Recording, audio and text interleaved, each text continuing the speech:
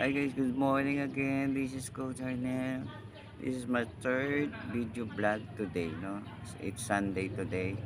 Uh, April 6, no? Dahil bukas tournament ng mga taga PUP, yung Squaa, guys.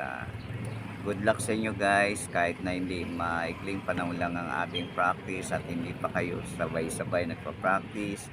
I'm proud of you guys, mga taga PUP San Pedro Badminton Varsity. Thank you for give me a chance to teach you in a few days, no, in a few hours, no.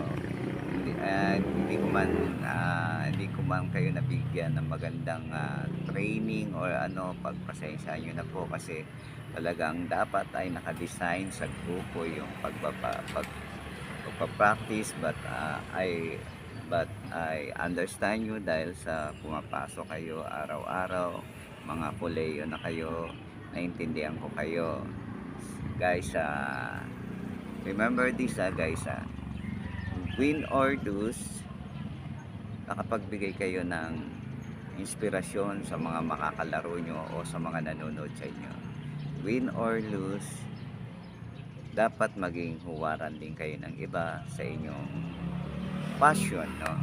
Win or lose, physically para sa inyo at mentally, and ma-develop ang leadership nyo through this sport, no? Yung decision making nyo guys.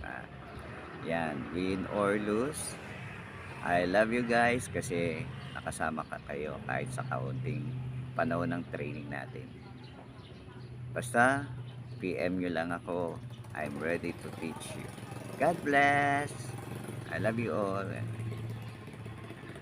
And thank you na rin pala sa mga subscribers ko guys. Patulong naman po, and please pa-share and like po and subscribe. God bless.